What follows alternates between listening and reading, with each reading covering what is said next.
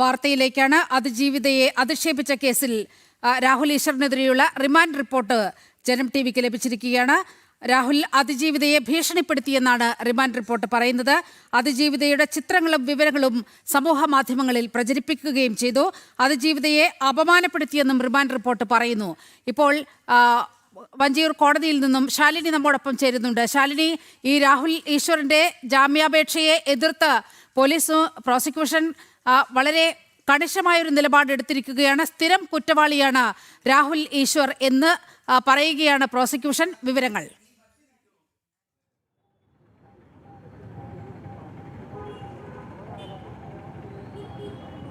നീലിമ പറഞ്ഞതുപോലെ തന്നെയാണ്. അതായത് സ്ഥിരം ഇത്തരത്തിലുള്ള വീഡിയോകൾ, ദൃശ്യങ്ങൾ അടക്കമുള്ള കാര്യങ്ങൾ സമൂഹ മാധ്യമങ്ങളുടെ പേജുകളിലുമൊക്കെ ഷെയർ ചെയ്യുന്നൊരു വ്യക്തിയാണ് രാഹുൽ ഈശ്വർ എന്നുള്ളതാണ് പ്രോസിക്യൂഷൻ കോടതിയിൽ വാദിച്ചിരിക്കുന്നത്. അതുകൊണ്ട് തന്നെ ഇദ്ദേഹത്തിനെ ഇനി പുറത്തേക്ക് വിടുന്നത് വീണ്ടും സമാനമായ രീതിയിലുള്ള കുറ്റകൃത്യങ്ങൾ ചെയ്യാനിടയാക്കും എന്നുള്ളതും പ്രോസിക്യൂഷൻ വാദിക്കുന്നുണ്ട്. പ്രതിഭാഗത്ത് നിന്ന് താൻ ഇനി അത്തരത്തിലൊരു കുറ്റം ചെയ്യില്ല, അല്ലെങ്കിൽ സമാനമായ കുറ്റങ്ങൾ മുൻപ് ചെയ്തിട്ടില്ല എന്ന രീതിയിലുള്ള ന്യായീകരണ വാദങ്ങളാണ് പ്രതിസ്ഥാനത്ത് നിൽക്കുന്ന രാഹുൽ ഈശ്വറിന്റെ അഭിഭാഷക നടത്തിയിട്ടുള്ളത്. പക്ഷേ ഏത് തരത്തിലുള്ള നിലപാടിന് കോടതി സ്വീകരിക്കുമെന്നുള്ളത് കണ്ടറിയേണ്ടിയിരിക്കുന്നു. എന്തായാലും വാദം പൂർത്തിയാക്കിയിരിക്കുകയാണ്. വിധി പറയാനായി ജാമ്യാപേക്ഷ മാറ്റിയിരിക്കുന്നു, അല്ലെങ്കിൽ ആ ഹർജി മാറ്റിയിരിക്കുന്നു എന്നുള്ളതാണ് നമുക്ക് ഈ ഘട്ടത്തിൽ നൽകാവുന്ന ഏറ്റവും പുതിയ വിവരം. എന്തായാലും സമൂഹ മാധ്യമങ്ങളിലൂടെ പെൺകുട്ടിയെയും പെൺകുട്ടിയുടെ കുടുംബത്തെയും ഒപ്പം തന്നെ അവരുടെ സ്വകാര്യ വിവരങ്ങൾ അടക്കമുള്ള കാര്യങ്ങൾ പുറത്തുവിട്ടു രാഹുൽ ഈശ്വർ എന്നുള്ളതാണ് പ്രോസിക്യൂഷൻ കോടതിയിൽ വാദിച്ചിട്ടുള്ളത്. ഒപ്പം തന്നെ കഴിഞ്ഞ മണിക്കൂറുകളിൽ അദ്ദേഹം നടത്തിയിട്ടുള്ള പ്രതികരണങ്ങൾ, പ്രസ്താവനകൾ അടക്കമുള്ള കാര്യങ്ങൾ, ഒപ്പം തന്നെ അദ്ദേഹം സൈബർ പോലീസ് സ്റ്റേഷനിൽ ചോദ്യം ചെയ്യുന്ന വിധേയനായിരിക്കുന്ന സമയത്ത് തന്നെ അദ്ദേഹത്തിൻ്റെ ഫേസ്ബുക്ക് ഹാൻഡിലുകളിൽ നിന്ന് പുറത്തു വന്നിട്ടുള്ള വീഡിയോകൾ, ദൃശ്യങ്ങൾ അടക്കമുള്ള കാര്യങ്ങൾ ഇതിന് തെളിവായി കോടതിയിൽ ഹാജരാക്കിക്കൊണ്ടാണ് പ്രോസിക്യൂഷന്റെ വാദം ഇപ്പോൾ തുടരുന്നത്, അവസാനിച്ചിരിക്കുന്നത് എന്നുള്ളതാണ് നമുക്ക് മനസ്സിലാക്കാൻ സാധിക്കുന്നത്. എന്തായാലും കടുത്ത നടപടിയിലേക്ക് കോടതി കടക്കുമോ എന്നുള്ളത് കണ്ടറിയേണ്ടിയിരിക്കുന്നു. എന്തായാലും ജാമ്യാപേക്ഷ വാദം പൂർത്തിയായിരിക്കുന്നു. പെൺകുട്ടിയെ അപമാനിച്ചു, ഒപ്പം തന്നെ സ്ത്രീത്വത്തെ അപമാനിച്ചു, സ്വകാര്യ വിവരങ്ങൾ പുറത്തുവിട്ടു. കൂടാതെ തന്നെ കോടതിയിൽ ഇരിക്കുന്ന ഒരു കേസുമായി ബന്ധപ്പെട്ട് ആ പെൺകുട്ടിയെ ലൈംഗിക ചുവയോട് സംസാരിച്ചു എന്നതടക്കമുള്ള ഗുരുതര കുറ്റങ്ങളാണ് രാഹുൽ ഈശ്വറിനെതിരെ ചുമത്തിയിട്ടുള്ളത്. അതിൽ ഒരു വകുപ്പ് മാത്രമാണ് ജാമ്യം ലഭിക്കാതിരിക്കാൻ, അതായത് നോൺ ബെയിലബിൾ വകുപ്പുള്ളത്. അതിൻ്റെ അടിസ്ഥാനത്തിൽ ഏത് തരത്തിലുള്ള നടപടി ഇനി കോടതി സ്വീകരിക്കും എന്നുള്ളതാണ് കണ്ടറിയേണ്ടത്. നീലിമ, അതായത് ശാലിനി സൂചിപ്പിച്ചതുപോലെ രാഹുലിനെതിരെ ചുമത്തിയിരിക്കുന്ന വകുപ്പുകളിൽ ഒരെണ്ണം മാത്രമാണ് ജാമ്യം കിട്ടാൻ വകുപ്പുള്ളത്. മറ്റു വകുപ്പുകളെല്ലാം തന്നെ നോൺ ബെയിലബിൾ ആണ്. ഇത് സാധൂകരിക്കുന്ന വളരെ കൃത്യമായ വിവരങ്ങൾ കോടതിയുടെ മുന്നിൽ എത്തിയിട്ടുണ്ട് എന്നാണ് മനസ്സിലാകുന്നത്. ഈ ഏറ്റവും ഒടുവിൽ തെളിവെടുപ്പിനായി വീട്ടിലേക്ക് കൊണ്ടുപോകുമ്പോൾ ഒരു വെല്ലുവിളി പോലെ രാഹുൽ ഈശ്വർ മാധ്യമങ്ങൾക്ക് മുന്നിൽ പറഞ്ഞ കാര്യങ്ങളും കോടതിയുടെ പരിഗണനയിൽ വന്നിട്ടുണ്ടാകുമല്ലോ. ഞാൻ ഇനിയും രാഹുൽ മാങ്കൂട്ടത്തിനായി വീഡിയോകൾ ചെയ്തുകൊണ്ടേയിരിക്കും എന്ന ഒരു മുന്നറിയിപ്പ്, ഒരു വെല്ലുവിളി ഈ നിയമവ്യവസ്ഥയോട് നടത്തുമ്പോൾ അത് കോടതി കാര്യമായി പരിഗണിക്കാൻ സാധ്യതയില്ലേ ശാലിനി?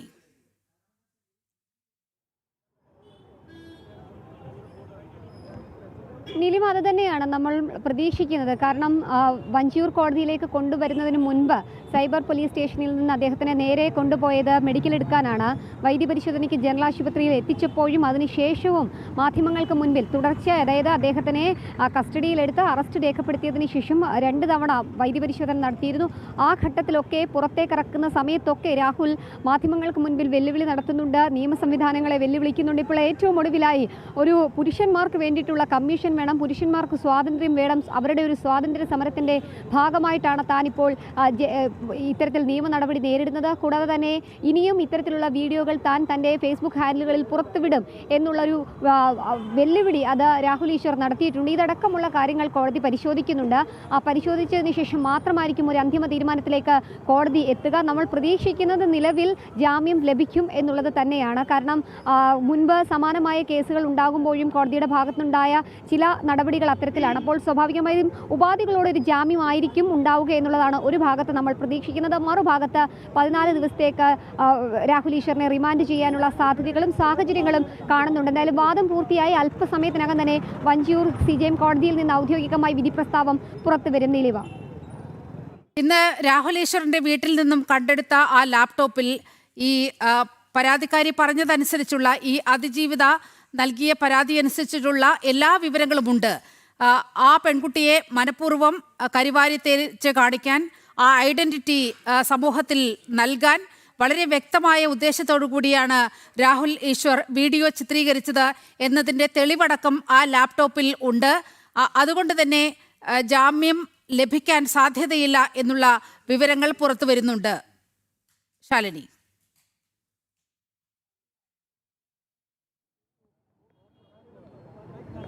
തീർച്ചയായും അങ്ങനെ തന്നെയാണ്. ലാപ്ടോപ്പ്, അദ്ദേഹത്തിൻ്റെ ഡിജിറ്റൽ രേഖകൾ, അദ്ദേഹം വീഡിയോ ചെയ്തിട്ട് അത് അപ്ലോഡ് ചെയ്തിട്ടുള്ള മൊബൈൽ ഫോൺ അടക്കമുള്ള ഡിജിറ്റൽ രേഖകളാണ് അന്വേഷണ സംഘത്തിന് മുൻപാകെയുള്ളത്. ഇതൊക്കെ കോടതിയിൽ സമർപ്പിച്ചിട്ടുണ്ട്. ഇതിലൊക്കെ ഈ പെൺകുട്ടിയുമായി ബന്ധപ്പെട്ട വിവരങ്ങളുണ്ട്, രേഖകളുണ്ട്, അതിൻ്റെ ഐഡൻറ്റിറ്റി പുറത്തുവിടുന്ന ചില വിവരങ്ങളുണ്ട്, വിവാഹ ചിത്രങ്ങളുണ്ട്, ഒപ്പം തന്നെ മറ്റ് ചില ചിത്രങ്ങളുണ്ട്. ഇതൊക്കെ അന്വേഷണ സംഘം കണ്ടെത്തിയിട്ടുണ്ട്. ഈ സാഹചര്യത്തിൽ കൂടിയാണ് ഈ തെളിവുകൾ കോടതിയിൽ ഹാജരാക്കി പ്രോസിക്യൂഷൻ ജാമ്യം നൽകരുത് എന്നുള്ള വാദത്തിൽ ഉറച്ചു നിൽക്കുന്നത്. ഒപ്പം തന്നെ സ്ഥിരം കുറ്റവാളിയാണ്.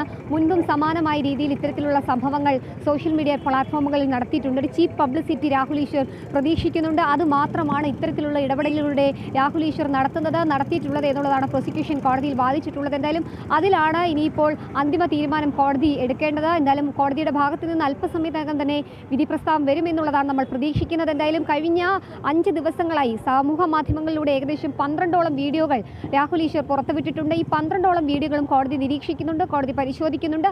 അതിനുശേഷം മാത്രമായിരിക്കും ഒരു അന്തിമ തീരുമാനത്തിലേക്ക് കോടതി എത്തുക. നീലിമ.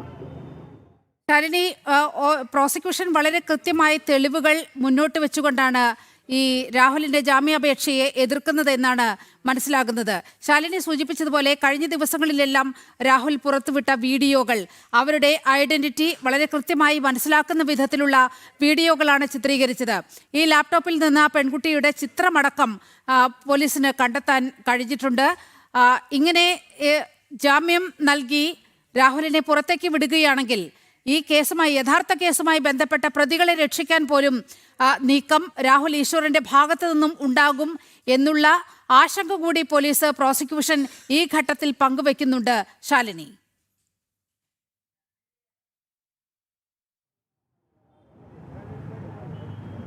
തീർച്ചയായും അങ്ങനെ തന്നെയാണ്. അത്തരത്തിലുള്ള ആശങ്കകൾ കോടതിയുടെ ഭാഗത്തുനിന്നുണ്ട്, ഒപ്പം തന്നെ പ്രോസിക്യൂഷൻ്റെ ഭാഗത്തുനിന്നുണ്ട്, പോലീസിൻ്റെ ഭാഗത്തുനിന്നുണ്ട്. പോലീസും പ്രോസിക്യൂഷനും ഒക്കെ അത്തരത്തിലുള്ള വാദം തന്നെയാണ് കോടതിയിൽ നടത്തിയിട്ടുമുള്ളത്. കാരണം സ്ഥിരം കുറ്റവാളിയാണ് രാഹുൽ ഈശ്വർ എന്നുള്ളത്. അപ്പോൾ സമൂഹ മാധ്യമങ്ങളിലൂടെ സ്ത്രീകളെ ഇത്തരത്തിൽ അപമാനിക്കുന്ന ഒരു വ്യക്തി പുറത്തേക്ക് ഇറങ്ങുകയാണെങ്കിൽ ലൈംഗിക പീഡന പരാതിയിൽ അന്വേഷണം നടക്കുന്നു, കോടതിയിൽ അതുമായി ബന്ധപ്പെട്ട നടപടിക്രമങ്ങൾ പുരോഗമിക്കുന്നു. രാഹുൽ മാങ്കൂട്ടത്തിലെ ജാമ്യാപേക്ഷ അടക്കം ബുധനാഴ്ച പരിഗണിക്കാനിരിക്കുന്ന സാഹചര്യം. ആ ഘട്ടത്തിൽ സമൂഹ മാധ്യമങ്ങളുടെ രാഹുൽ മാങ്കൂട്ടത്തെ വെള്ളപൂശുന്ന നിലപാട് കോൺഗ്രസ് നേതൃത്വം എടുത്തിട്ടുണ്ട്. അതിന് ചുക്കാൻ പിടിച്ചുകൊണ്ടാണ്, ചില ഗൂഢാലോചനയുടെ ഭാഗമായിട്ടാണോ രാഹുൽ ഈശ്വർ ഇത്തരത്തിൽ പ്രവർത്തിക്കുന്നത് എന്നതടക്കമുള്ള കാര്യങ്ങൾ അന്വേഷണ സംഘത്തിന് മുൻപിൽ ഒരു സംശയമായി നിലനിൽക്കുകയാണ്. ഈ കാര്യത്തിലടക്കം വിശദമായ അന്വേഷണം വേണം. ഒപ്പം തന്നെ രാഹുൽ ഈശ്വർ ബന്ധപ്പെട്ട അന്വേഷണത്തിന്റെയും ഒപ്പം തന്നെ ഈ കേസുമായി ബന്ധപ്പെട്ട റിമാൻഡ് റിപ്പോർട്ട് ഇപ്പോൾ പുറത്തു വന്നിരുന്നു. അതിലും ഗുരുതരമായിട്ടുള്ള കണ്ടെത്തലുകളാണ് കോടതിയുടെ ഭാഗത്തുനിന്നും അന്വേഷണ സംഘത്തിന്റെ ഭാഗത്തുനിന്നും ഒക്കെ ഉണ്ടായിട്ടുള്ളത്. അതായത് കൃത്യമായി ഇയാൾ തെറ്റ് ചെയ്തിട്ടുണ്ട്, പെൺകുട്ടിയെ അപമാനിച്ചിട്ടുണ്ട്, സ്ത്രീത്വത്തെ അപമാനിച്ചിട്ടുണ്ട്, ഒപ്പം തന്നെ പെൺകുട്ടിയെ അപകീർത്തിപ്പെടുത്തുകയും സ്വകാര്യ വിവരങ്ങൾ പുറത്തുവിടുന്ന രീതിയിലുള്ള പ്രതികരണങ്ങൾ രാഹുൽ ഈശ്വറിന്റെ ഭാഗത്തുനിന്ന് ഉണ്ടായിട്ടുണ്ട്. ലൈംഗിക ചുവയോടുകൂടി പല ഘട്ടങ്ങളിലും രാഹുൽ ഈശ്വർ സംസാരിച്ചിട്ടുണ്ട്. ഈ പെൺകുട്ടി തെറ്റുകാരിയാണ്, മോശക്കാരിയാണ്, വിവിധ ആണുങ്ങളുമായിട്ടൊക്കെ മറ്റ് രീതിയിലുള്ള ബന്ധങ്ങളുണ്ട് എന്നൊക്കെയുള്ള രീതിയിലുള്ള പരാമർശങ്ങൾ രാഹുൽ ഈശ്വറിന്റെ ഭാഗത്തു നിന്നുണ്ടായിട്ടുണ്ട്. ഇതടക്കം കോടതി ശ്രദ്ധേയമായി നിരീക്ഷിക്കുകയാണ്. അതിനുശേഷമായിരിക്കും ഒരു അന്തിമ തീരുമാനത്തിലേക്കും നിരീക്ഷണത്തിലേക്കും വിധിയിലേക്കും കോടതി എത്തുക. എന്തായാലും പ്രോസിക്യൂഷൻ വാദിക്കുന്നത് പ്രകാരം രാഹുൽ ഈശ്വറിന് ജാമ്യം നൽകരുത് എന്നൊരു നിലപാടാണ് ഈ ഘട്ടത്തിൽ സ്വീകരിക്കുന്നത്. സ്ഥിരം കുറ്റവാളി എന്നുള്ള നിലപാടിൽ തന്നെ ആവർത്തിക്കുകയാണ് വാദം പൂർത്തിയാകുമ്പോഴും പ്രോസിക്യൂഷൻ. ഇതിൽ രാഹുൽ ഈശ്വർ മുന്നോട്ട് വെക്കുന്ന നിലപാടുകൾ എന്തൊക്കെയാണ് ശാലിനി? ഈ ജാമ്യം ലഭിക്കാനായി എന്തെല്ലാം വാദഗതികളാണ് രാഹുൽ ഈശ്വറിന്റെ അഭിഭാഷകൻ കോടതിയിൽ പറഞ്ഞിരിക്കുന്നത്?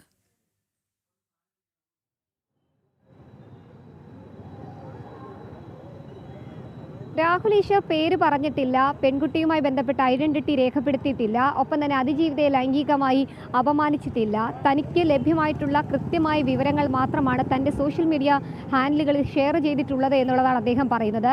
താൻ ഒരു രീതിയിലും പെൺകുട്ടിയുടെ ചിത്രങ്ങൾ തൻ്റെ പക്കലുണ്ടെങ്കിൽ പോലും ആ ചിത്രങ്ങളൊന്നും പുറത്തുവിട്ടിട്ടില്ല. AI ക്രിയേറ്റഡ് വീഡിയോകൾ മാത്രമാണ് വിട്ടിട്ടുള്ളത്. തനിക്ക് പിന്നിൽ ഒരു ഗൂഢാലോചന ഉണ്ടായിട്ടില്ല, താൻ മുൻപ് സമാനമായ കേസുകളിലോ ഇടപെടലുകളിലോ ഒന്നും നടത്തിയിട്ടില്ല എന്നുള്ള സ്വയം ന്യായീകരണങ്ങളും വിശദീകരണവുമാണ് വാദങ്ങളുമാണ് പ്രതിഭാഗത്തിൻ്റെ ഭാഗത്ത് നിന്ന് കോടതിയിൽ വാദിച്ചിട്ടുള്ളത്. എന്തായാലും അതിലൊക്കെ ഒരു അന്തിമ തീരുമാനം അല്പസമയത്തിനകം വരും. പ്രതിഭാഗത്തിൻ്റെ വാദമാണോ കോടതി കേട്ടത്, അതോ വാദിഭാഗത്തിൻ്റെ ഭാഗമാണോ കോടതി കേട്ടത് എന്നുള്ളതൊക്കെ നമുക്ക് അറിയേണ്ടിയിരിക്കുന്നു. അല്പസമയത്തിനകം തന്നെ അപ്ഡേഷൻ വരാം, നമുക്ക് നൽകാൻ കഴിയുമെന്നുള്ളതാണ് നമ്മൾ പ്രതീക്ഷിക്കുകയും ചെയ്യുന്നത്. എന്തായാലും കോടതി വിധി പ്രതികൂലമാവുകയാണെങ്കിൽ ജയിലിലേക്ക് പോകേണ്ടതായി വരും രാഹുൽ ഈശ്വറിന്. ഇന്നലെ രാത്രി പ്രത്യേകമായി തിരുവനന്തപുരത്തെ ഈ ഒരു സൈബർ പോലീസ് സ്റ്റേഷനിൽ ഒരു രാത്രി കഴിയേണ്ടി വന്ന രാഹുൽ ഈശ്വർ ഒരു പക്ഷേ ജാമ്യം നിഷേധിക്കപ്പെടുകയാണെങ്കിൽ, റിമാൻഡ് ചെയ്യപ്പെടുകയാണെങ്കിൽ പൂജപ്പുര സെൻട്രൽ ജയിലിലേക്കോ അല്ലെങ്കിൽ സബ് ജയിലിലേക്കോ പോകാനുള്ള സാധ്യതകളാണ് കാണുന്നത്. മറിച്ചാണ് എങ്കിൽ ജാമ്യം ലഭിക്കുകയാണെങ്കിൽ പുറത്ത് അദ്ദേഹത്തിൻ്റെ പ്രതികരണം അടക്കമുള്ള കാര്യങ്ങൾ ഉണ്ടാകാനും സാധ്യതയുണ്ട്. ഉപാധികളോടെ ആയിരിക്കും ഒരു പക്ഷേ ജാമ്യം ലഭിക്കുക. ശാലിനി, ഈ യൂട്യൂബിലൂടെ മാത്രമല്ല ചാനൽ ചർച്ചകളിലും ഈ പെൺകുട്ടിയെ അപമാനിക്കുന്ന രീതിയിൽ രാഹുൽ എത്ര മ്ലേച്ഛമായാണ് സംസാരിച്ചത് എന്ന് കഴിഞ്ഞ ദിവസമൊക്കെ കണ്ടതാണ്. ഈ ചാനൽ ചർച്ചയ്ക്കിടെ തന്നെ വേണമെങ്കിൽ പോലീസ് അറസ്റ്റ് ചെയ്തോട്ടെ എന്നും താൻ പറയാനുള്ളതെല്ലാം പറയുമെന്നും രാഹുൽ പറഞ്ഞിരുന്നു. ഇതിന് പിന്നാലെ യുവതിയുടെ വിവരങ്ങൾ പങ്കുവെക്കുന്ന തരത്തിൽ രാഹുൽ സംസാരിച്ചിരുന്നു. ഇതാണ് കേസിന് ആധാരമായ വസ്തുത. അതായത് രാഹുൽ അത്തരത്തിൽ പെൺകുട്ടിയെ അപമാനിച്ച് സംസാരിച്ചില്ല എന്ന് പറയാൻ കഴിയില്ല. കാരണം അത് പബ്ലിക് ഡൊമൈനിൽ നിൽക്കുന്ന കാര്യങ്ങളാണ്. അതുകൊണ്ട് തന്നെ പ്രോസിക്യൂഷൻ ഇക്കാര്യത്തിൽ വളരെ കൃത്യമായ നിലപാട് മുന്നോട്ട് വച്ചിരിക്കുകയാണ്. ഏത് വിധേനയും രാഹുലിനെ റിമാൻഡ് ചെയ്യുക തന്നെ വേണം. ചോദ്യം ചെയ്യേണ്ടത് അനിവാര്യമാണ്. മറ്റ് പ്രതികളുടെ അറസ്റ്റിന് കൂടി മറ്റ് പ്രതികളെ കൂടി അറസ്റ്റ് ചെയ്യാൻ ഈ രാഹുൽ ഈശ്വറിനെ കസ്റ്റഡിയിൽ വേണം എന്നതടക്കമുള്ള ആവശ്യങ്ങൾ പോലീസ് ഇപ്പോൾ മുന്നോട്ട് വയ്ക്കുകയല്ലേ?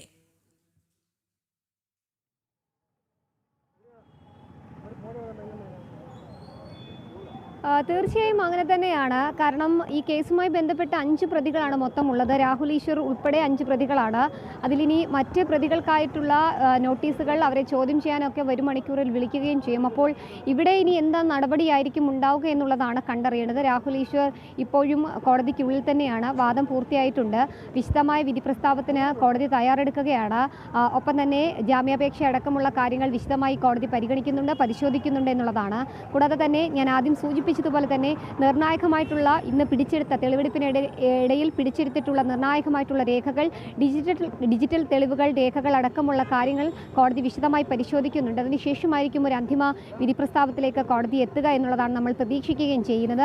ഒപ്പം തന്നെ വരും ദിവസങ്ങളിൽ ഇപ്പോൾ ഈ സംഭവവുമായി ബന്ധപ്പെട്ട് 4ാം പ്രതിയായിട്ടുള്ള കോൺഗ്രസിൻ്റെയും KPCC വക്താവ് കൂടിയായിട്ടുള്ള സന്ദീപ് വാര്യർ അടക്കമുള്ളവർ മുൻകൂർ ജാമ്യാപേക്ഷ നൽകി നിയമ സംവിധാനത്തിൻ്റെ മറ്റ് നടപടികളിലേക്ക് കടന്നിട്ടുണ്ട്. ഒരു അറസ്റ്റ് അടക്കമുള്ള നടപടികൾ ഉണ്ടാകാനുള്ള സാഹചര്യങ്ങൾ മുന്നിൽ കണ്ടുകൊണ്ടാണ് സന്ദീപ് വാര്യർ അത്തരത്തിലൊരു നടപടിയിലേക്ക് കടന്നിട്ടുള്ളത്. 1ഉം 2ഉം പ്രതികൾ, അതായത് സമൂഹ മാധ്യമങ്ങളിലൂടെ അതിജീവിതയെ അപമാനിച്ച പോസ്റ്റുകൾ ഷെയർ ചെയ്തതടക്കമുള്ള കുറ്റങ്ങൾ ചെയ്ത ദീപ ജോസഫ്, അഭിഭാഷകയാണ്, സുപ്രീം കോടതി അഭിഭാഷകയായ ദീപ ജോസഫ്, ഒപ്പം തന്നെ 1ാം പ്രതിയായിട്ടുള്ള രഞ്ജിത പുളിക്കൻ അടക്കമുള്ളവർക്കെതിരെ നിയമ നടപടി വരും ദിവസങ്ങളിൽ ഉണ്ടാകുമെന്നുള്ളതാണ് നമ്മൾ പ്രതീക്ഷിക്കുന്നത്. എന്തായാലും ആ ഒരു നിർണായകമായിട്ടുള്ള സംഭവങ്ങളുടെ പശ്ചാത്തലത്തിലാണ് ആദ്യ അറസ്റ്റ് രേഖപ്പെടുത്തിയത്. അത് രാഹുൽ ഈശ്വറിൻ്റെയാണ്. എന്തായാലും ചോദ്യം ചെയ്യലുകൾ അടക്കമുള്ള കാര്യങ്ങൾ ഇനി നടക്കേണ്ടതായിട്ടുണ്ട്. അതുകൊണ്ട് തന്നെ വിശദമായി ചോദ്യം ചെയ്യലും തെളിവെടുപ്പിനും അടക്കം റിമാൻഡ് ചെയ്യണം, ഒപ്പം തന്നെ കസ്റ്റഡിയിൽ വേണമെന്നൊരാവശ്യമായിരിക്കും ഇപ്പോൾ പ്രോസിക്യൂഷൻ മുന്നോട്ട് വയ്ക്കുക. അത്തരത്തിലുള്ള നടപടികളാണ് കോടതിയിൽ ഉണ്ടാകുന്നത് എന്നുള്ളതാണ് നമ്മൾ മനസ്സിലാക്കുന്നത്. എന്തായാലും അല്പസമയത്തിനകം ഇതിലൊരു അന്തിമ തീരുമാനം